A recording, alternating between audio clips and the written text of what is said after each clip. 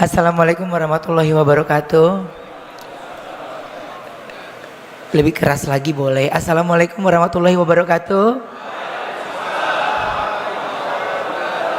Soalnya kalau nggak keras takutnya nguap-nguap di belakang ya. Ini terima kasih atas kesempatannya Bib. Terima kasih sekali. Terima kasih juga untuk semuanya yang ada di sini. Ini kali saya pertama hadir di acara hebat seperti ini, acara besar bertemu dengan saudara-saudaraku semua. Tapi singkat cerita saja, mungkin kalau diikutin perjalanannya lumayan panjang.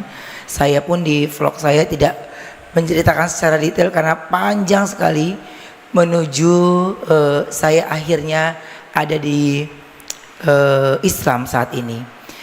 Tapi 4 tahun terakhir sebelum saya menjadi seorang Islam atau mualaf, itu saya melewati pergejolakan yang cukup dahsyat.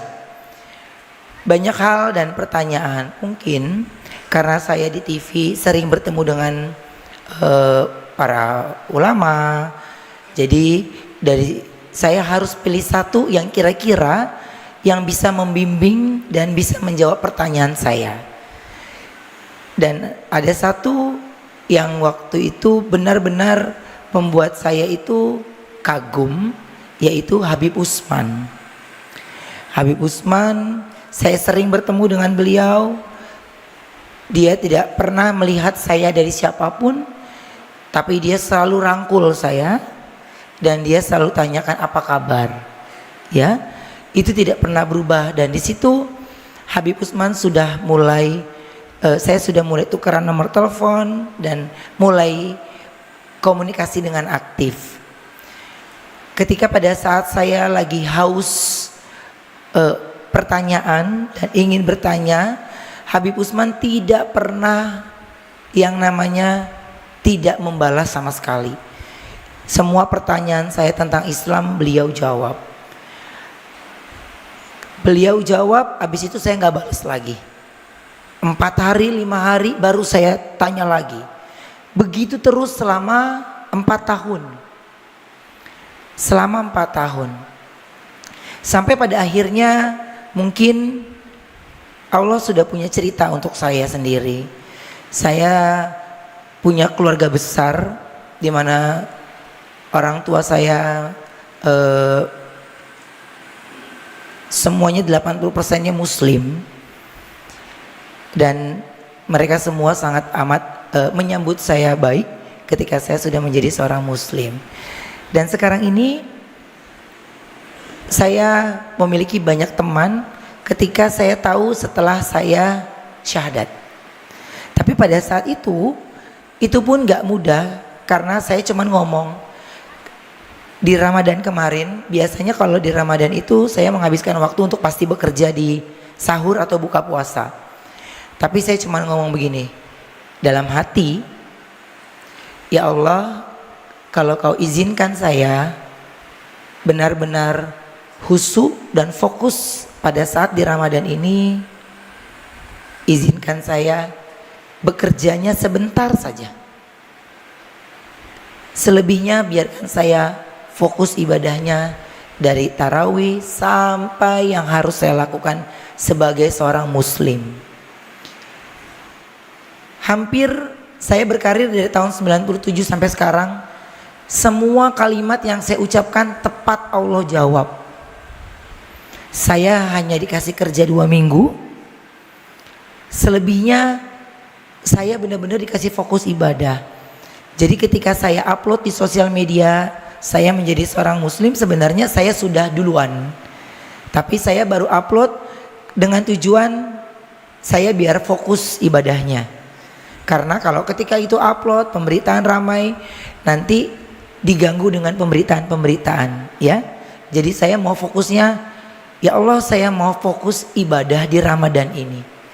Jadi Allah jawab itu semua, dan semua dari ridha Allah dikasih tanpa ada halangan satupun. Dan Masya Allahnya, saya berjalan pada saat itu, saya cuma bilang gini, pada saat saya mualaf, saya bilang sama Habib Utsman, Bib, saya sudah siap. Lalu Habib Usman memilihkan saya hari yang baik. Ada 2 tanggal yang saya pilih, akhirnya salah satu tanggal itu yang saya pilih. Bahkan ketika saya memilih tanggal tersebut, satu pun dari tim manajemen saya nggak saya kasih tahu. Teman-teman sekitar saya, mereka hanya curiga saja, tapi mereka tidak tahu karena tidak ada statement dari mulut saya sudah muslim. Tapi pada saat itu, di hari itu, saya bawa manajer saya dan orang kantor saya itu untuk mendampingi saya untuk syahadat. Di rumahnya Habib Usman, di tempat itu saya benar-benar khusyuk banget sesuai dengan apa yang saya kepingin. Saya ingin ya Allah menggunakan baju putih. Karena pada saat itu saya selalu ada aja ketika di satu kerjaan yang mengharuskan warna ini, tapi saya bilang ketika saya memutuskan dan saya syahadat, saya maunya menggunakan baju warna putih. Dan Habib Usman memberikan saya waktu untuk saya maunya wangi, Bib. Setelah saya syahadat selesai, saya baru menangis. Karena semua yang saya ucapkan Allah jawab tanpa satupun yang meleset. Saya cuma bilang, perkataan saya ketika saya masuk Islam dan tidak ada embel-embel hati marah, kesal, benci dengan apapun yang terjadi sama saya sendiri. Tapi saya cuma bilang, ya Allah, saya ikhlas. Satu kata yang buat saya itu pendek, tapi kalau kita lakukan dengan baik, saya cuma ucap, ya Allah, saya ikhlas. Gak ada lagi hati saya marah, kesal, atau tidak percaya diri. Semuanya Allah mudahkan. Bahkan pada saat itu minim sekali yang tahu, hanya tim kecil saya. Di sini saya tetap, ini tempat pertama saya juga untuk saya datang bertemu dengan saudara-saudaraku di sini. Saya juga bawa abang di sebelah sana. Abang itu yang selalu mendampingi saya dari saya pertama kali menjadi seorang muslim.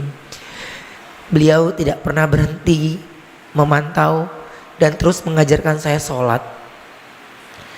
Ketika saya 3 hari baru menjadi seorang muslim, abang tidak serumah dengan saya, tapi orang yang ngajarin saya di rumah saat sholat subuh, tahajud semua, tiba-tiba dia harus mudik. Bingung sholatnya sama siapa, atau namanya jadi bujangan lagi ya. Tinggal sendirian, gak ada siapa-siapa. Gimana ini ya Allah? Saya telepon Habib Usman, Bib nih gimana? Buka YouTube, coba lihat di situ, atau Google. Bib udah umur 41 tahun nih Bib. Kayaknya daya ingat agak lemot. Bisa, pasti bisa. Karena pada saat saya mau sudah mau syahadat sama Habib, satu pertanyaan saya yang terlewatkan. Bib, tunggu dulu. Bagaimana saya sholatnya? Saya ingin sholat yang sempurna, bacaan yang sempurna. Semua Allah udah mau, kata Habib. Pasti Allah kasih jalan. Bener Bib, bener. Insya Allah jalan dan benar. Ketika saya 3 hari baru menjadi seorang muslim, saya ditinggal karena harus mudik. Lalu pada saat itu saya cuman bilang, ya Allah, ini kalau habis tidur terus kita bangun mau tahajud atau subuh, mata sepet banget ini ya Allah. Ini gimana nih, berat ya. Terus kena lampu. Saya mengandalkan daya ingat saya sendiri. Insya Allah pasti bisa. Saya cuman taruh, saya cuman bilang, ketika kita sepenuhnya percaya, pada saat itu saya sholat sendirian. Tapi pada saat saya harus, apa yang saya lakukan pertama, saya cuman Allahu Akbar. Punggung saya itu seperti ada yang menepuk, mengarahkan saya dari ruku sampai saya tahajud, sampai saya sujud. Jadi sampai saya bisa menyelesaikan sholatnya. Di situ saya langsung telepon lagi Habib, Bib, yang saya rasakan seperti ini pada saat sholat. Maaf Bib, apa itu jin? Bib, saya takut. Jawab Habib pada saat itu, yang ente khawatirkan pada saat itu adalah sholat. Allah jawab sholat itu. Jadi apa yang ente ragukan, ucapkan. Allah jawab. Tidak usah pakai perantara, langsung ke Allah. Langsung ke Allah. Dan dari situ saya berusaha untuk tidak mengandalkan orang lain lagi. Singkat cerita, saya bertemu dengan orang baik. Kemarin ini saya mendapatkan tawaran untuk berangkat haji. Dari awal saya sudah bilang tidak. Awal mulut saya bilang tidak, belum, saya masih terlalu kecil. Tapi ketika ada orang yang mau memberikan, saya terima. Insya Allah saya terima. Tapi pada saat itu hati saya pun tidak. Tidak. Karena saya masih banyak belajar, masih banyak orang-orang yang hebat-hebat yang harusnya berangkat terlebih dahulu. Setelah itu visa ramai dibicarakan. Apapun pemberitaannya tentang visa, pasti mukanya Ruben Onsu yang paling gede. Kayaknya yang gagal di dunia ini cuma saya doang. Ya Allah, ini gimana? Sampai kita takut sendiri ngeliat berita. Buka TikTok muka kita takut lagi. Buka YouTube, ya Allah, kita lagi takut lagi kita. Kita nggak berani sama sekali. Sampai gini, ada teman kita tuh yang tinggi gede tuh si Pan Gunawan nih. Dia udah berangkat duluan, dia ngeledekin kita aja di sono deh. Udah kita bilang lu sholat yang bener deh, biar dapat jodoh. Gue mah udah pernah. Iya, bener nggak? Gue udah pernah. Lu berangkat deh, lu sholat, lu doa yang bener kata gitu. Iya, oke. Dia setiap di mana manas-manasin saya mulu, manas-manasin saya. Tar lo lihat gue kejar ibadah lo ya. Tar lo lihat ya. Terus dia berangkat. Pada saat itu saya cuma bilang gini, ya Allah, selesai haji ini saya ingin umroh. Mudahkan. Allah yakin, saya yakin Allah pasti mudahkan. Dah, saya nggak minta apapun itu. Jadi pada saat itu saya ucap, Ivan Gunawan pulang dari haji, saya orang pertama yang mau dia pamerin. Saya ladenin aja, saya temenin dia makan, temenin dia cerita, yang penting dia puas hati. Sampai akhirnya saya bilang, nanti ada kalanya kita pasti pergi berangkat bareng. Gue mau lihat lu sama gue yang paling banyak duduk siapa. Karena saya tahu dia kalau ada tiang seneng, karena dia untuk nyender. Makanya saya seperjalanan saya sama dia itu ketika saya menjadi seorang mualaf, saya nggak kasih tahu dia.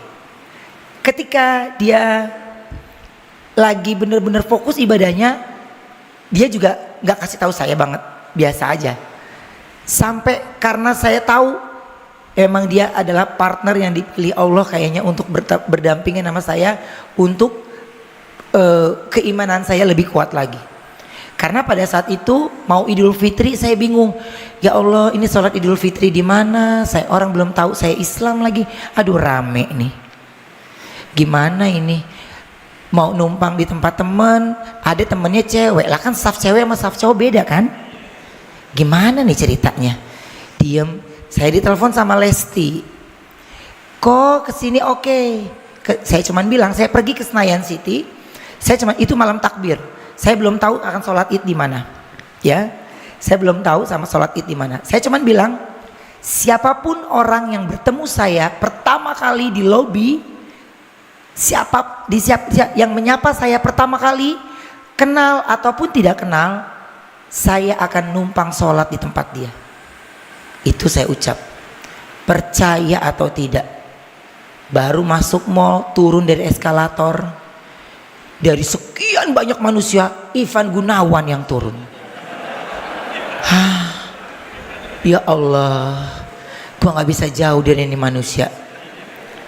Jadi saya cuma bilang, hey, gua besok numpang sholat di tempat. Gua udah tebak lu Islam kan, berisik lu ah.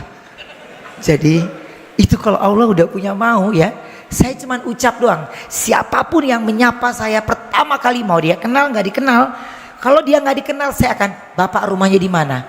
Saya mau sholat di tempat Bapak. Itu yang pertama saya mau lakukan. Bisa-bisanya dari banyak orang lagi takbiran ya, ada di dalam mall itu tuh, bisa-bisanya cuman dia yang ngelihat kita. Ya Allah, emang nasib gue di tangan dia. Saya disuruh standby sholat id jam 4 pagi. Ini ustadz aja masih nguap. Gue jam 4 pagi mau ngapain? Jam 4:30 nyangkut dia di perumahan ya bang. Portal, nggak ada yang nyetirin mobil. Udah kita cuma ngomong gini doang. Waduh, matahari udah mau terbit, kita udah diomelin sama Ivan Gunawan. Kita belum nyampe-nyampe. Sampai sono kita ditinggal setengah jalan. Saya taruh mobil di tempat orang, saya ikut dia. Sampai sana jam 5 ya, jam 5 lewat ya, masih sepi, kaca masih pada dingin sama AC. Lah ini sholatnya gimana sih masih sepi? Kok kita duluan? Kata dia, gue mau duluan datang supaya di paling depan. Ini tiangnya paling oke. Hah? Kurang ajar ya. Saya cuman begini, ya Allah, karena cuman dia doang lagi yang nampung kita sholat id ya. Ya sabar, udah sabar.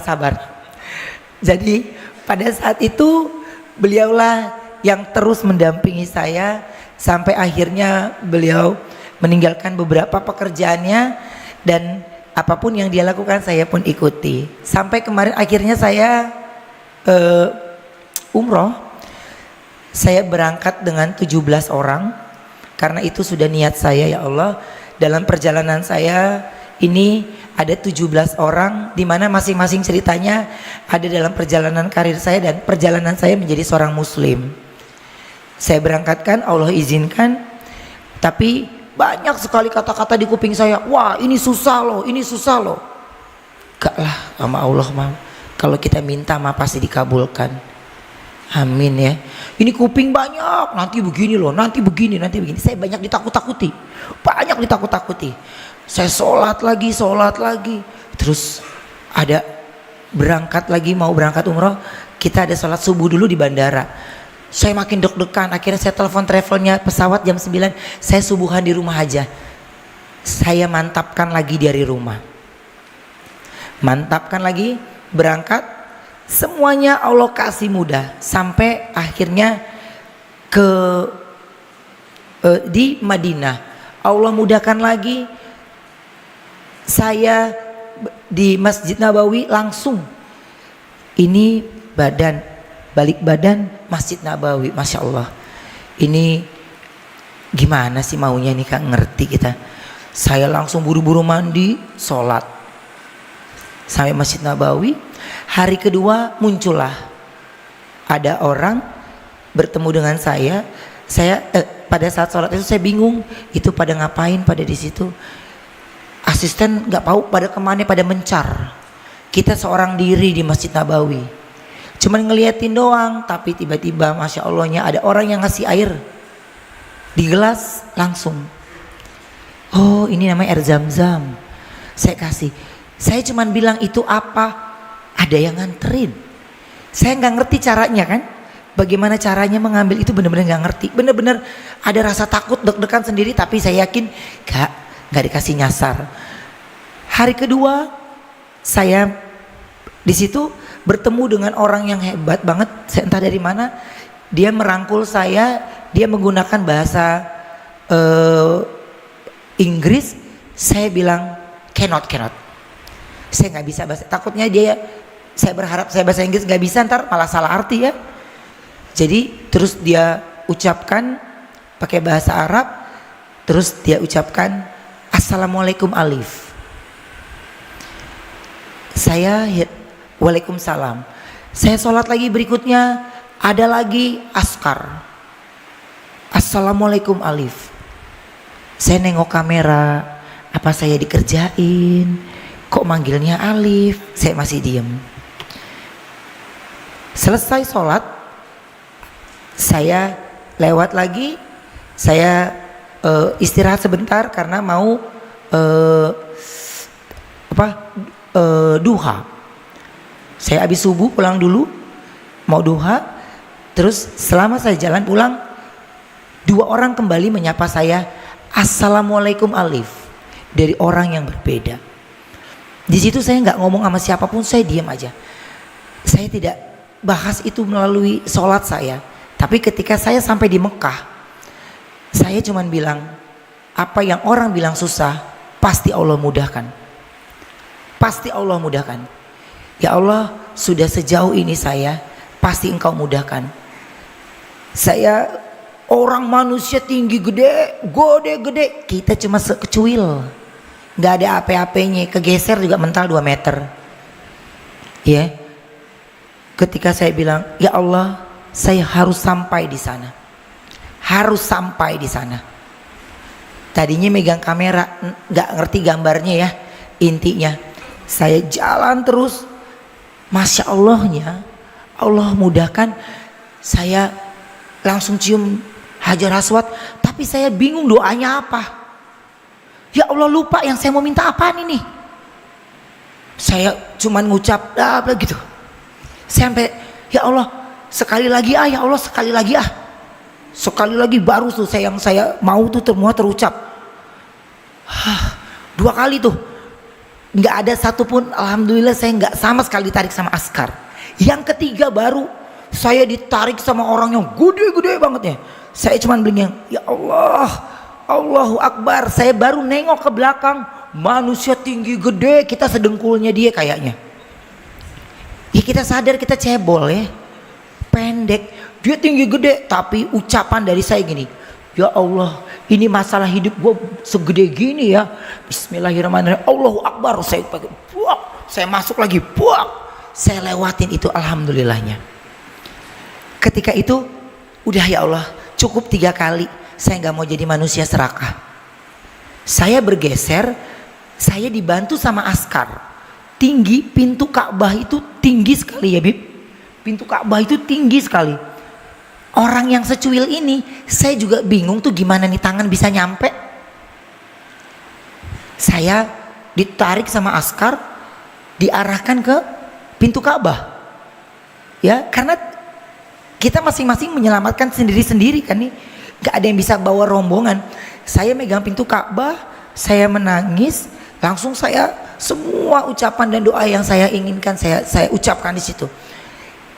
Saya berhenti ketika ada suara di kuping saya itu berucap jelas sekali di kuping saya, jaraknya tidak jauh, jelas di kuping saya, Assalamualaikum alif. Dari situ saya baru sadar betul, dan saya turunkan tangan saya. Di situ baru saya mengingat dari awal saya di Madinah sampai saya di Mekah, semua, bahkan di kuping saya pun Assalamualaikum alif. Disitulah saya baru menangis. Saya merasa tidak sendiri karena saya sudah andalkan Allah semuanya. Terakhir kali sebelum saya tutup malam hari ini, singkatnya hari itu saya harus kembali, tapi saya masih dapat Jumatan di Masjidil Haram.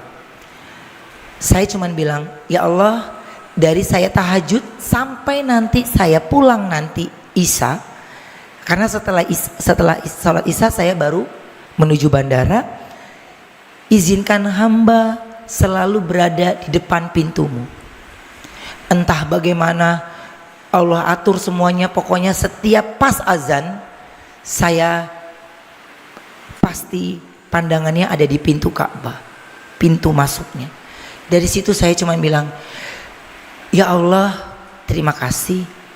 Ini semuanya Engkau permudah. Sehingga rasa keraguan, rasa takut, rasa khawatir ketika kita libatkan Allah dalam hidup kita, perjalanan kita, yaitu yang saya jalani sekarang ini, dan saya takut sekali.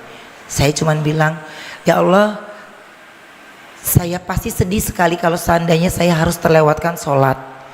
Ya Allah, kenapa saya kalau setiap sholat tahajud, seandainya tahajud terlewatkan, kenapa saya sedihnya tuh bisa sampai kayak sedihnya sampai sedih banget. Jadi jangan kasih saya sedih lagi, besok saya nggak akan ulangi lagi.